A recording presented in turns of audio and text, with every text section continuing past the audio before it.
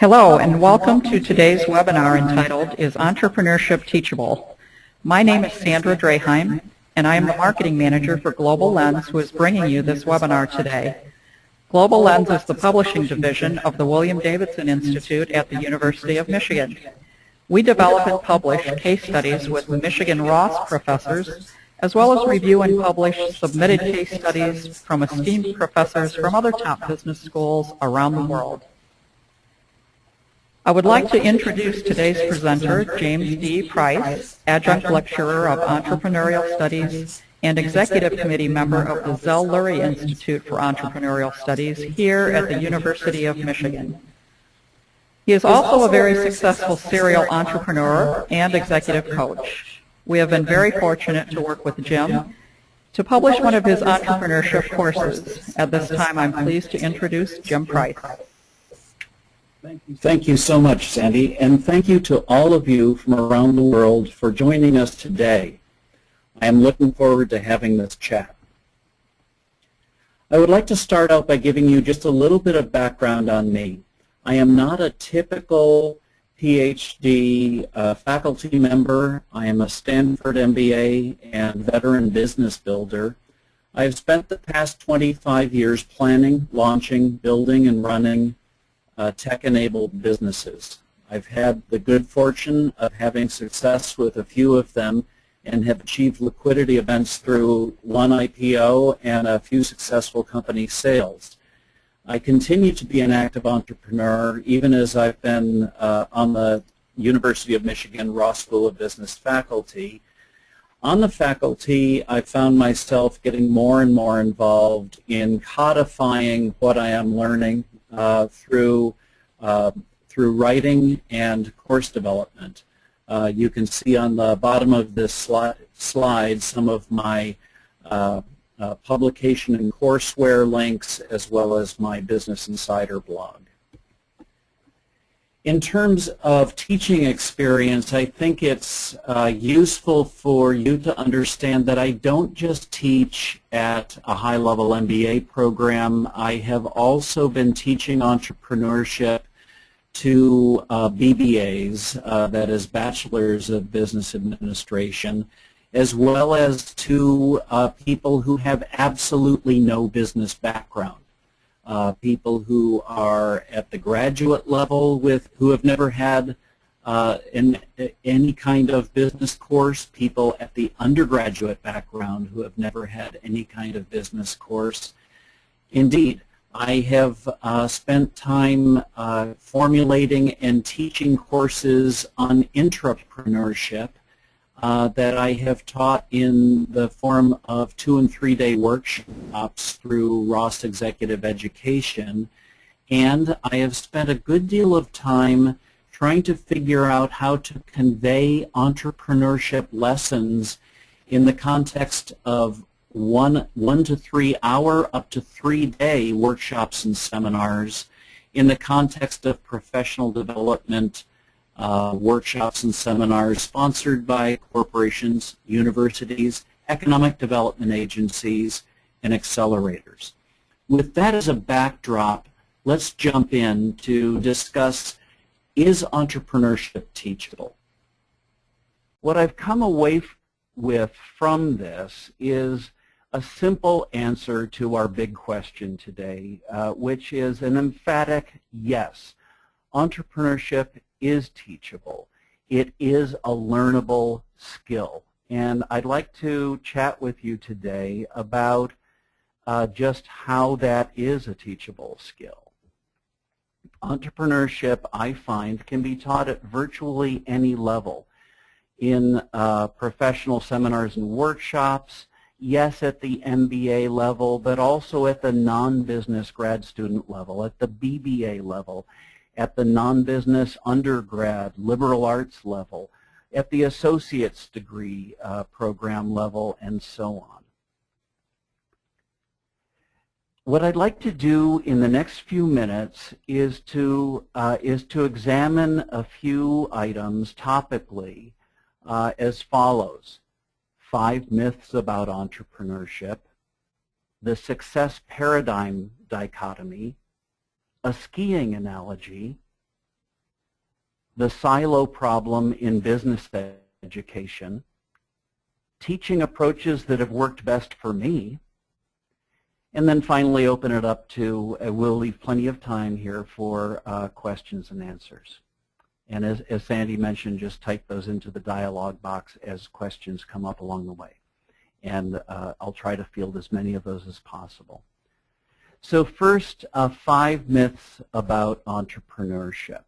These are all things that in various forms I bet you've all heard at points in your life. I know I heard them and believed them in my life when I first heard them.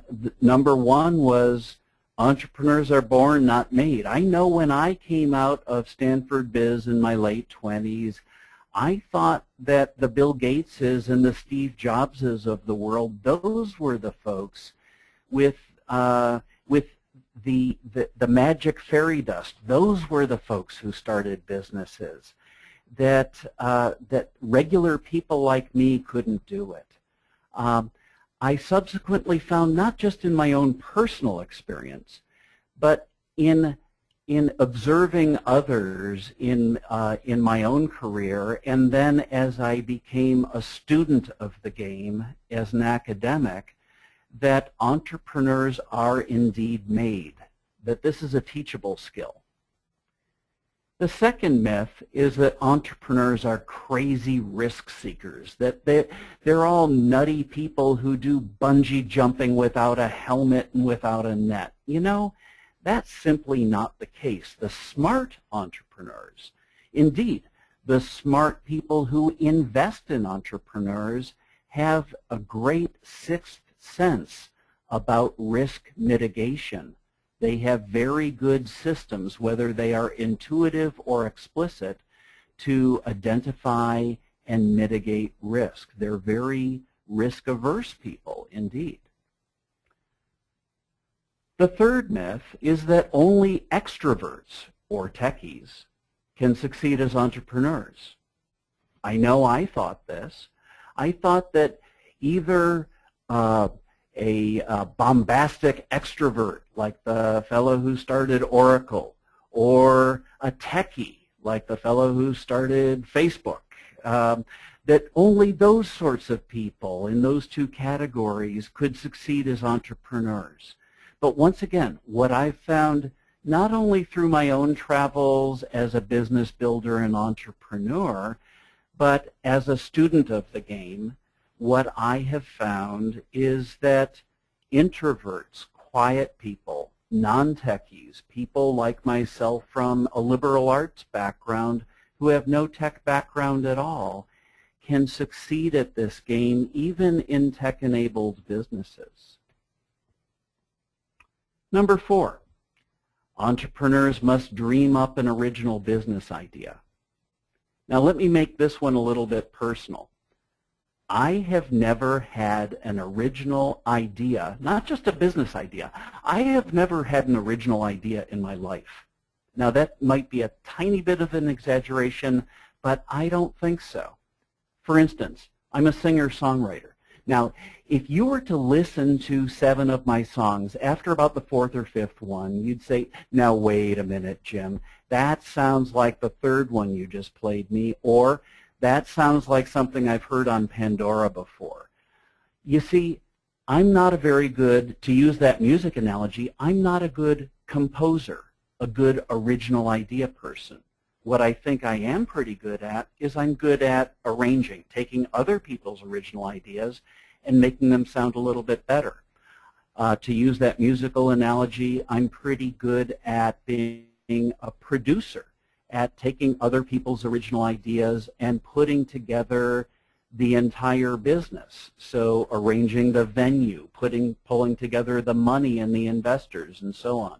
You see, to take that musical analogy, the music analogy, and bring it into the business realm, entrepreneurs I've found, again, through my personal travels and as a student of the game, entrepreneurs can be successful not just as original idea people, but the vast majority of them aren't the original idea people. Sometimes they're arrangers. Sometimes they're very good musicians, but again, not composers. They don't come up with the original idea. Sometimes they're the producers. They're the people who pull everything together. The fifth myth about entrepreneurship I think we should address is if you've tried a startup and failed, you should give up. That is a lot of hogwash. That is simply not true. Indeed, if you go to a place like Silicon Valley or Austin or Bangalore, you go to a place that is a fertile ground for startups. If you failed at 1 or 2 or 3 startups, people look you in the eye, they smile, they pat you on the shoulder, and they say, good for you. I admire that, and that is useful scar tissue. I want you on my team. Now let's look at the success paradigm dichotomy. To do that, I'd like to take the plane up to 30,000 feet and look down at the ground at the big picture. When I started teaching 11 years ago, I formulated the venture value chain framework. What I did was to look at the patterns for any business that goes through its entire life cycle from beginning to end.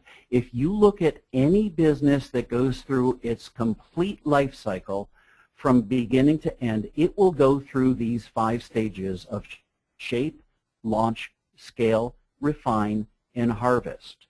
Now, not every business goes through all 5 stages. Why? Because some crash. So they'll go through shape and launch, and then they'll crash and burn, right?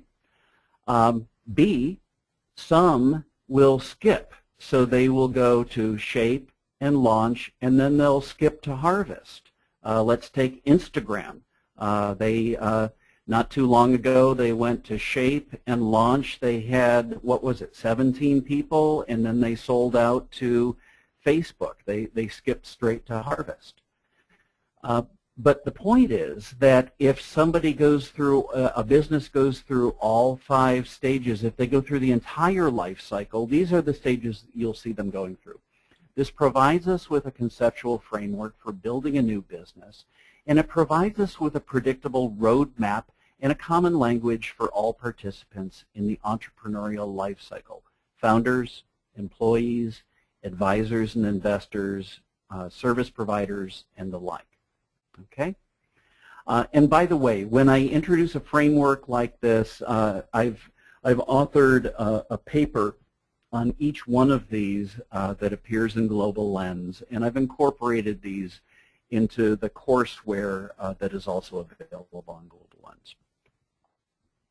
So we drill down on the first stage, shape.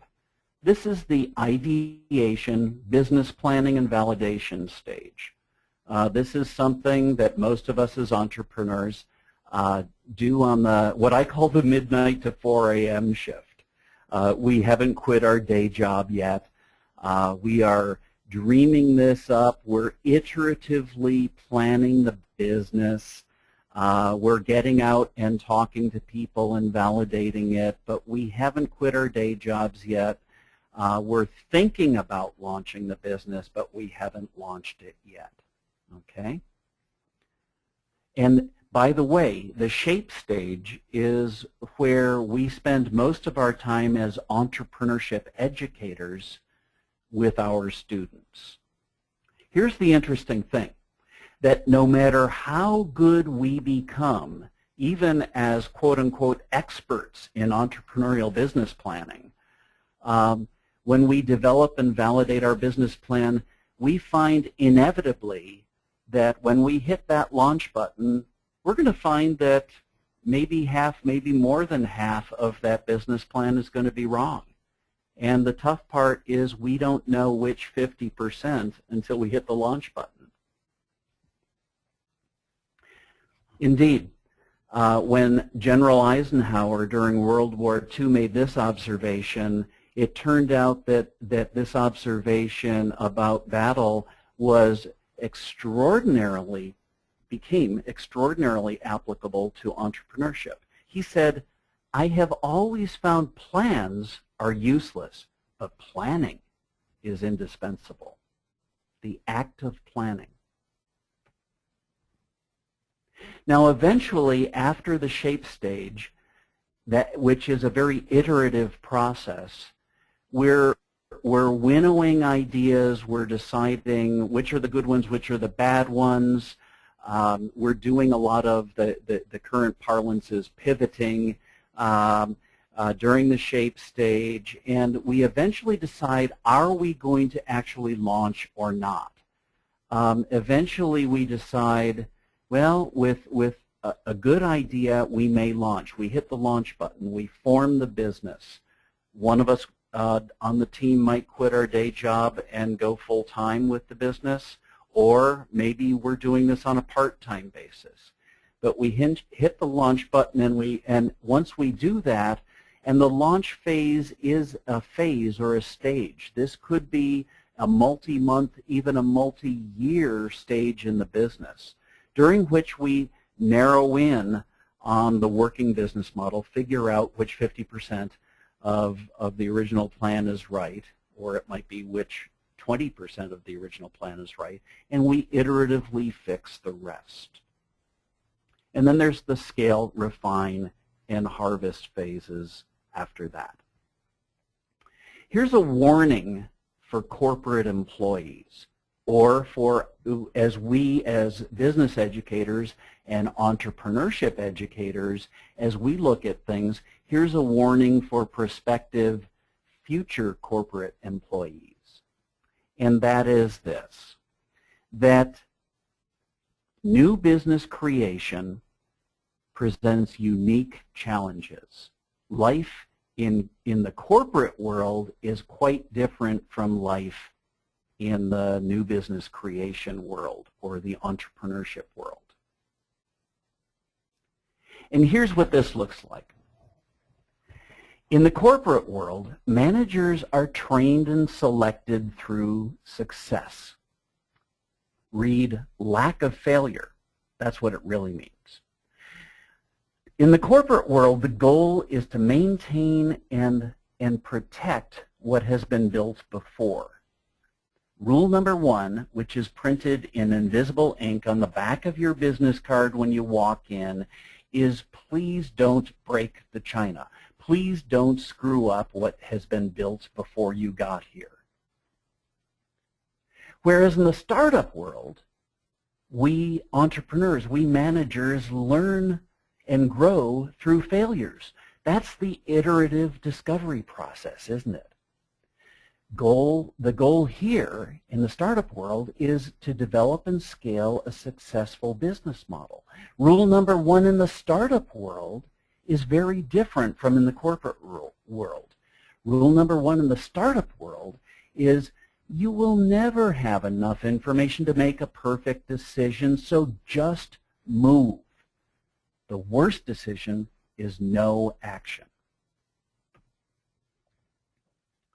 Let's illustrate this with a skiing analogy. For any of you who have ever done snow skiing, I know when I first started out in upstate New York, where I grew up, I went out and I took skiing lessons, and I was kind of surprised that my first lesson was how to fall down. Not how to stand up, how to slide down the hill successfully, but how to fall down. Because accepting failure is a big part of the system. Accepting failure is part of the process. Falling down is all part of the adventure, part of the learning process. You see, good skiers and good entrepreneurs have a high tolerance for ambiguity. Here's how I look at ambiguity. Uncertainty is not knowing the answers to a few questions. Ambiguity is not even knowing what questions to ask sometimes. When you're standing at the top of a hill, when you're, as an entrepreneur, you're standing at the outset of a brand new business opportunity, sometimes we don't even know what questions to ask. We don't know what the unknowns are.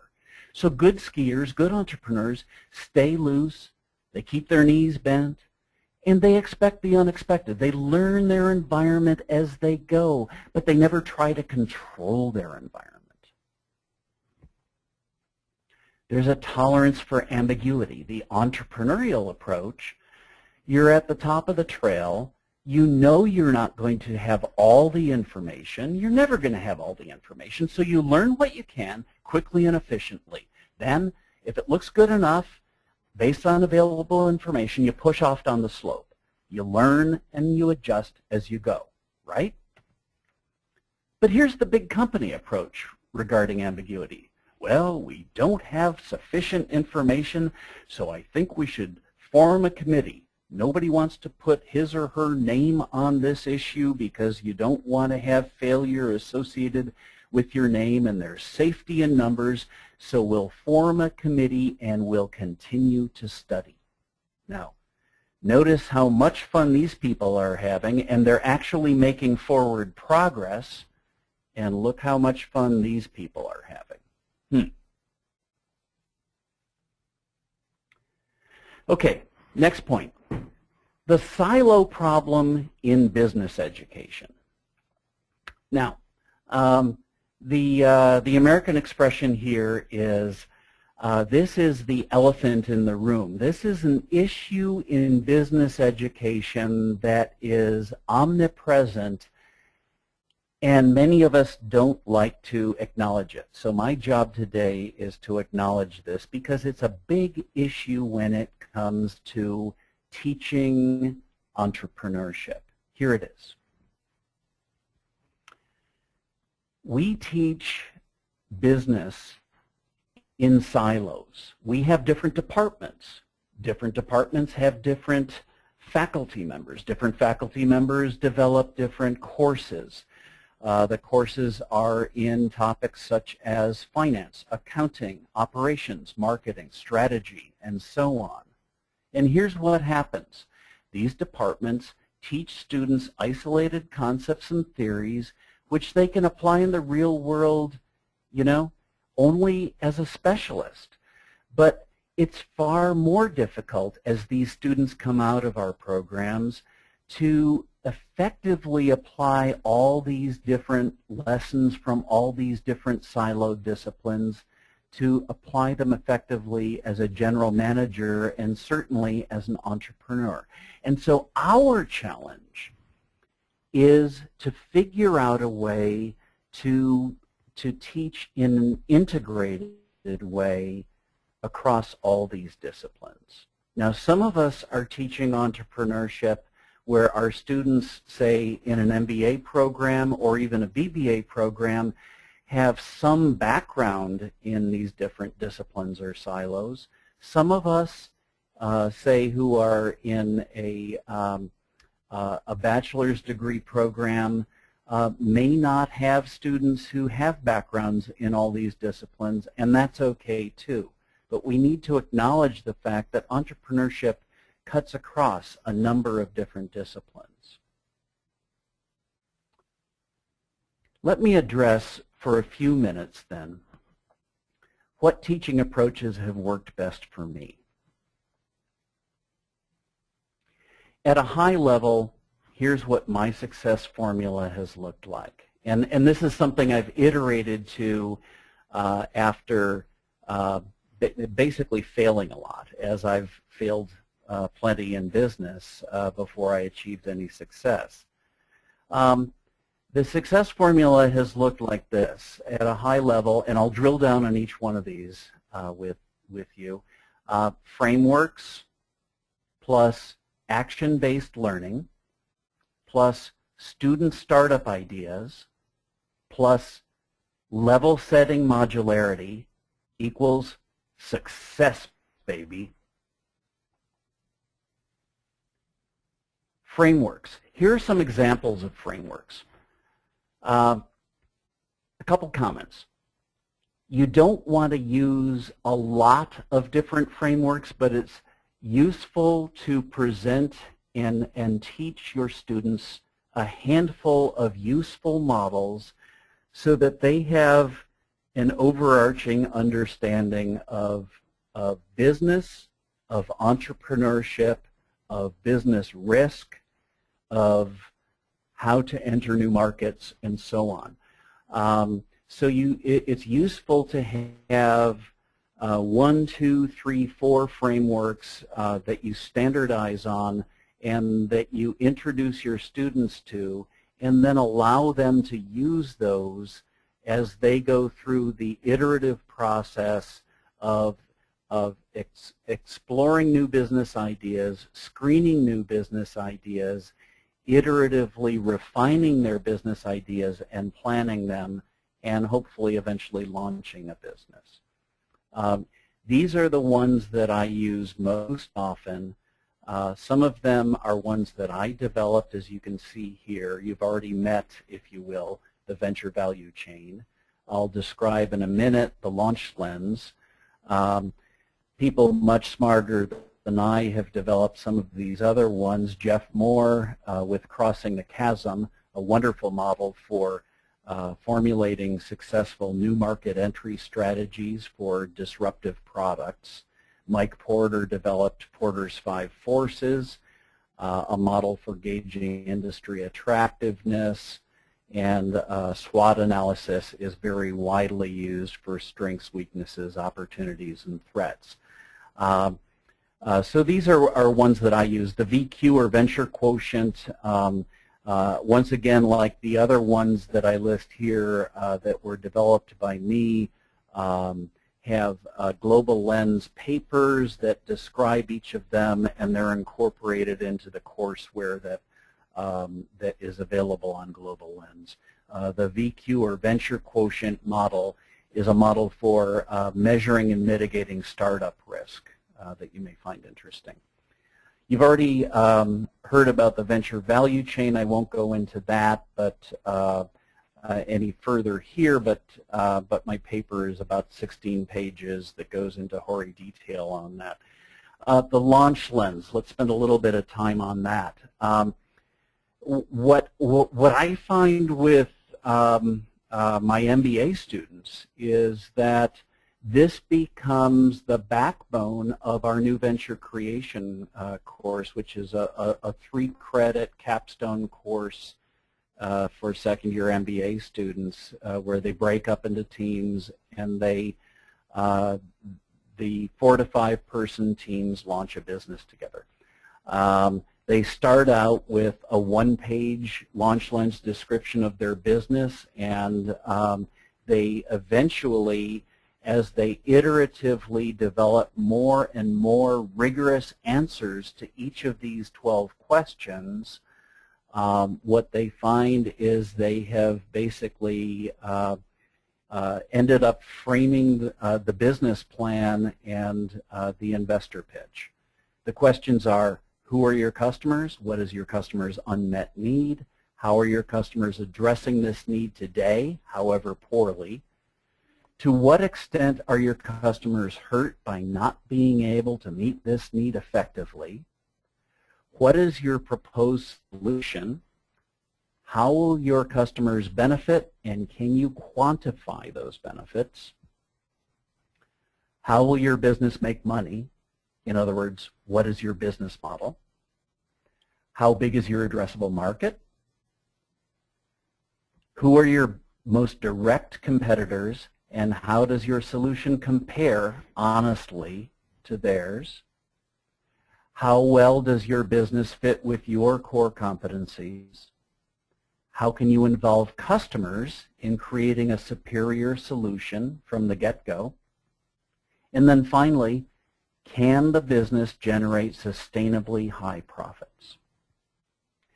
What I find as my student teams use the launch lens and apply it more and more in depth over the course of a semester on their startup projects is they internalize these questions to the point where by the time they leave the program, They have internalized this as, if you'll excuse the pun, an extra set of lenses so that they now have a different way of looking at the world, and as they go out into new business development at P&G or Clorox or American Express, or as they go out to be prospective entrepreneurs, they have a way of viewing new business opportunities and filtering the good ones from the bad ones, taking the potentially good ones and refining them and iteratively tightening them up. They have a way of applying the launch lens almost intuitively in what I call the 5-minute test, the 5-hour test, and the 5-day test at greater and greater cascading levels of detail. The next leg of the stool for successfully teaching entrepreneurship, in my experience, has been student startup ideas, allowing teams to choose their own startup ideas. What I used to do is to basically assign cases and say, here's a case, you guys develop a business plan around that case. I found that to be, between you and me, a dumb idea. What I found is that even a silly business idea from my students works a lot better than a smart business case from me. Why? Because it's their idea. They can be passionate about it. I do reserve the right to filter the ideas, but I approve almost anything as long as it doesn't fall into certain categories. For instance, I take certain categories of business and I X them off right away, not because they're bad businesses to start per se, but because there aren't enough open issues or questions from a business model or strategy perspective for a team to grapple with over the course of the term. For instance, I say no coffee and tea shops, no bars, no restaurants, and no personal services companies such as consulting firms. Again, not because they're dumb businesses to start, but there's just not enough open strategy or business model issues for them to grapple with. What I find is that having them use their own startup ideas makes them, to be a little bit trite about it, a lot more passionate about the course. And that leads me to action-based learning. Entrepreneurship, let's face it, is like a sport. It's something that you can't learn by reading a book. You can't learn by attending a lecture. You need to try it. Indeed, it's a team sport, so, and it's an iterative process. So it's something that it's best learned by doing with others and practicing. Therefore, working in startup teams and having my students do workshop exercises in class are two very high bandwidth teaching tools. The team startup projects, I have them come up with, as I mentioned, with their unique startup ideas. So no two teams are working on the same startup idea. But then I have them apply the same frameworks. They have to hit the same milestones over the course of the term. And in the case of my new venture creation course, they deliver a professional level investor presentation, an executive summary, and business plan at the end of the term. Here's something that happens along the way that's fascinating. The class discussions on topics, let's take new market entry strategy or legal issues. The class discussions take on a completely different level of vibrancy. Rather than being two-dimensional, boring class discussions for the students, they're really exciting. They're personal. Why? Because they can reflect on these, say, new market entry strategies through the lens of their quote-unquote startup experience. Now, they may not have in real life started a business, but you know what? In the context of our course, they are starting a business in real time, and they can look through that lens, and we have these vibrant discussions because we have a number of different startup mavens there in the room. Class workshops can include elevator pitches for each team doing an elevator pitch, and then what I have is I have each student in the classroom. I call on the students who aren't on the team that just pitched to, in an unguarded and constructive way, to provide critical feedback. One of the simple tricks I use is to encourage students to start out with something positive, to say, Andrew, here's something that really worked well for me in that pitch you just gave, and to say that first, and then they can follow up with, have you considered doing this? This might work well too. And then finally, the final leg of the stool is level setting. Entrepreneurship can be taught, as I mentioned earlier in this session, at a number of different levels, in professional seminars, in MBA programs, to non-business grad students, to BBAs, and so on and so on. However, if you have a very heterogeneous group before you, you may be faced with quite a challenge of level setting, and you either have to set expectations up front with that audience or you may be in trouble. And then, I'm sorry, I have one more here, leg of the stool, which is modularity.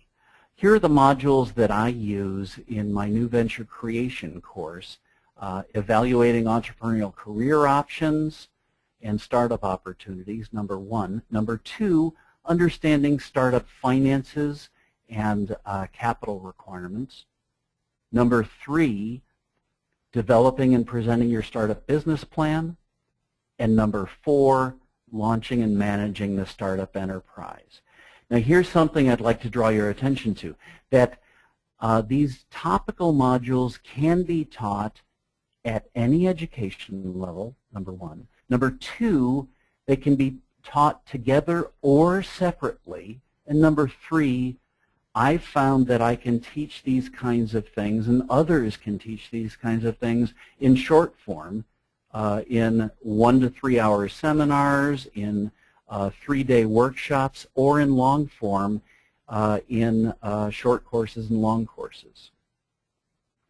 So that is, in brief, our success formula, and I'd like to turn it over to Sandy and open it up to questions. Thank you very much, Jim. That was a fascinating presentation, as I'm certain that all of our attendees would agree. We have gotten some questions sent to us over the past few minutes, so I would like to ask them, Jim, or ask the questions, and then you can feel free to elaborate on some answers. The first question is this: what is the best way to start as an entrepreneur? Do you need working experience, or does that really kill your entrepreneurship attributes? That's a fascinating question. I don't think there is a correct answer to that. I am asked that question constantly by people, if you will, out in the real world, that is away from academia, as well as by my undergraduate and graduate students. And I guess the one piece of advice that I do provide to students as well as prospective entrepreneurs outside of academia is, all other things being equal, don't wait. Life is short. And I know I didn't start my first business until I was several years out of business school.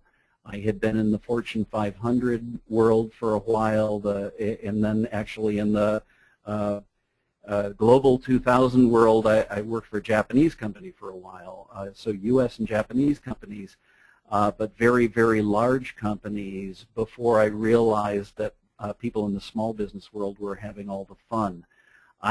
My feeling is that business schools, and here I am, I am in the business education business, so here I am, the pot calling the kettle black, but I feel that we tend to almost teach conservatism by the very nature of what we do in bringing people through business school programs. And if people want to be entrepreneurs, if they have that instinct, they shouldn't wait too long, or they'll simply become, in my experience, in just observing thousands of people over time, and I now have well over 1,000 alums from my MBA program. The longer people are out there making good salaries and benefits in the corporate or banking world, the less likely they're going to be to jump in. Thank you, Jim. Another question we've had is this. If I can get to the right question. How soon in a 12-week course, for example, would you expect a student group to be able to come up with a potential project for themselves, with an idea they could work on? How soon? I ask them to come up with an idea in the first week. Here's what I do is I have two things running concurrently. It's kind of a chaotic process, but it works. I mentioned that some people are new idea people and some people, like myself, are not. So what I do is I throw out an offer to everybody in the class, and I say, here is a one-page form. Who is your market? What is your unmet need? And so on and so forth. You can use the launch lens or a revision of the launch lens as your one-page form, if you wish. And you ask people you invite them.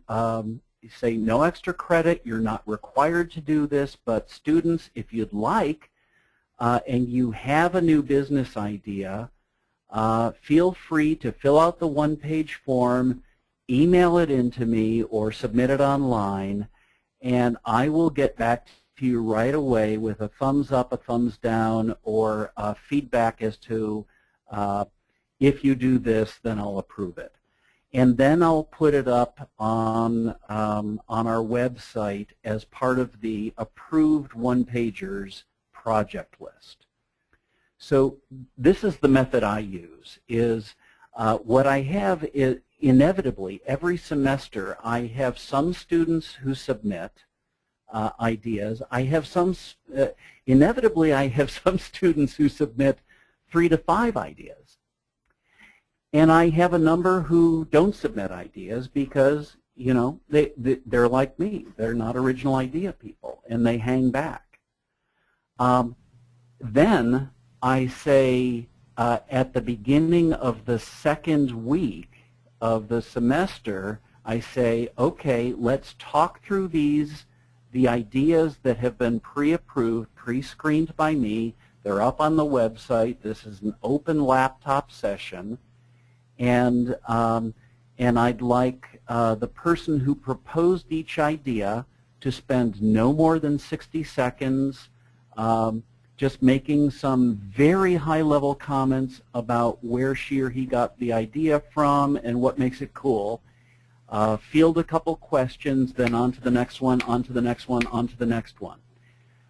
Then I leave time at the end of that class session for matchmaking, and I put up a student project matrix on our website, our course website, so that people can see how the teams are performing, and I make it a free market process. Thank you, Jim. Another question is regarding the silos of expertise you mentioned within your presentation. Yeah. How are you able to teach across those silos without expertise in each? Do you use guest experts, for example, or do you just rely on your own experience and background? I've had the good fortune of having experience in a number of these areas, but to use the vernacular, I suck at some of them, such as accounting. Sorry for my French there. So I don't pretend to be expert in all of them by any means. What I do find is that bringing in guests is extraordinarily helpful, and assigning readings is extraordinarily helpful. So assigning readings and case examples for discussion purposes can be very helpful, especially in areas where I have no particular background. Thank you, Jim. Another question. How often do you see students take their student project and then develop it into an entirely viable business, or does this happen? It's happening more than it used to, and here's the reason why. The cost of launching a tech-enabled business, that is, with cloud-based tools, mobile tools, and so on, the cost of launching such a business has absolutely plummeted just in the last 5 years. Heck, just in the last 2 years. You know, online storage and so on and so forth, online supercomputing. It has become so inexpensive. Mock-up tools and so on have become so inexpensive that what's neat is that even non-technology oriented business startup people, potential entrepreneurs, can launch businesses fairly fastly. And what I'm finding is that students, say in my fall semester, will work on it during the winter semester, and then they'll accept a job. 2 or 3 of them out of a 5-person team will say, look, we've all accepted jobs for post-graduation, but we're postponing our start dates until August, September, October, and we're going to see if we can get this puppy launched in the meantime. If we can, 1 or more of us might stay with it. Thank you, Jim. The other thing I'm finding, by the way, is that one other thing is that more and more people are reviving ideas from our courses 6 months to 3 years out of the program after they've paid down their student loans a little bit. Thank you, Jim. Another question, do you find any differences between students from developing countries and developed countries in terms of how they respond to your course? I'm going to make a general observation, which is that students from developing countries can tend to be more entrepreneurial. I have the pleasure of teaching at a school of business that is populated by easily 30% international students. I find that I get a very, very rich mix of international students deciding to take my new venture creation course. And what's interesting is the developing country students not just developing country students, but international students in general, will tend to view entrepreneurship. Let me back up. Entrepreneurship is a global language.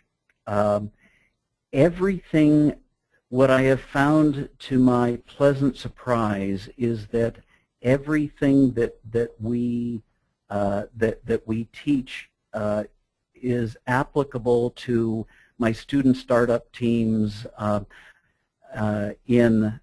have student startup teams. Just this past semester, I had 14 teams of 4 to 5 students. One was an Italian startup, one was a Chilean startup, one was a Mexican startup. Let's see, the semester before I had 2 Indian startups, a Japanese startup and a Korean startup. That is, these are businesses that were designed to be built and launched in those respective countries and had at least one seed entrepreneur on the team from that country, if not multiple ones. And what I'm finding is that the developing country entrepreneurs, and I'll call them all entrepreneurs, students, tend to be, frankly, more entrepreneurial and natively able to ski with their knees bent than the G7, G8 country members. Thanks again, Jim. Next question is, how critical is it for students to have basic functional skills before taking an entrepreneurship course, especially for non-business students? I think it depends on the course and how you design the course. I think that you clearly can't teach a course on financial analysis of startups to a bunch of liberal arts students. That probably doesn't make sense. That said, I think there are some great courses. This is where, if we go back to the modules discussion, and I flicked back on the slides here, developing and presenting a startup business plan, evaluating entrepreneurial career options and startup opportunities. These are things, launching and managing a startup enterprise. I think these are things that can be done with people who have absolutely no business background.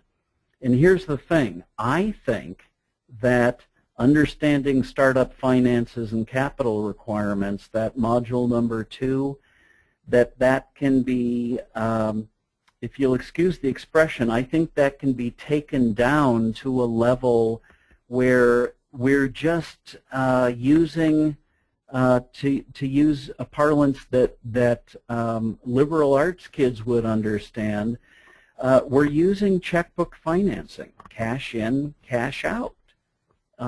Almost anybody will understand that. And as everybody on the line here understands as entrepreneurs, in a startup, cash is king. So I think all of these sorts of topics can be level set for people without business backgrounds. Now, if you level set it that way, would it be appropriate to then have MBAs in the classroom and so on and so forth? Probably not, but that's pretty obvious. Thank you, Jim. Next question is this. Does the social entrepreneurship conversation ever come up in your classes? And, if it does, how do you address that? It comes up a lot. It comes up a lot because it is both a very hot topic and because millennials are very passionate about improving their world. And here's the way I address it.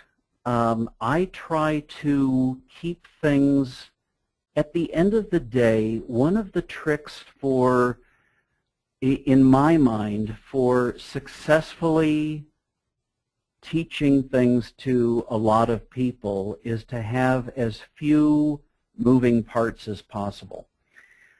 And one way to do that is to not have nonprofits and for-profits in the same course. One of the things that I find is that most, if not all, good ideas that people have come my way with, my students that is, when they come to me with a good social entrepreneurship idea, and I just patiently listen carefully to their idea, it can be expressed as a for-profit or as a nonprofit. And if it's expressed and if it is built out by their team as a for-profit, then it can be long-term self-sustaining as opposed to something that is only as good as its next grant or donation. And so I find that a number of my student team startups in my new venture creation class are indeed social enterprises. We had 4 of them, I guess, out of 14 that were very, very strong social enterprises this past semester. They were all for-profit. Thank you, Jim. And I think this will be the last question we have time for today. What tools do you provide to support validation of ideas and concepts you present in your course? For example, databases, market research databases, other industry experts. What are the validation tools you found work for you? Sure. Well, there's secondary research and primary research, obviously, and I absolutely encourage my students to do primary research eventually and get out and talk to people in the industry and talk to potential customers as they build up their business. Secondary research, all of us just about on this call work for educational institutions that have access through our libraries to various research databases, and I find that there is such rich access to secondary research, free secondary research online, and then subscription databases that we find through our university library. I have my students lean on the research librarians here at the university, but I find, frankly, that in my business building experience that most of my entrepreneurial colleagues have tremendous success not going after paid databases for secondary research, but doing free online research. Thank you very much, Jim. As I said, we will be wrapping up the webinar session now. We've been going for about exactly 1 hour, as we had promised. And so I would like to very much thank Jim Price for being our presenter today and for sharing his insights on teaching entrepreneurship. I would also like to thank all attendees for joining us today. You have indeed joined us from all around the world, and that's fantastic. We really appreciate that. Any questions that we were unable or didn't have time to answer here today, we will answer them by way of an email to you. I have a record of all the questions that have come through, and I will be happy to get back to you with a specific answer. I don't want anyone to feel we forgot you, because we didn't. The last slide you'll see here is a contact slide primarily for me. Please feel free to ask me any questions, follow-up questions, how to locate any teaching materials that might have been referenced today. My email address is on the slide, so is my telephone number, and so is the website address of our teaching materials website, globallens.com. You can access Jim's entire course at the URL address given on this slide as well. So again, thank you so very much for joining us today, and this will conclude Jim Price's presentation on Is Entrepreneurship Teachable? Thank you very much.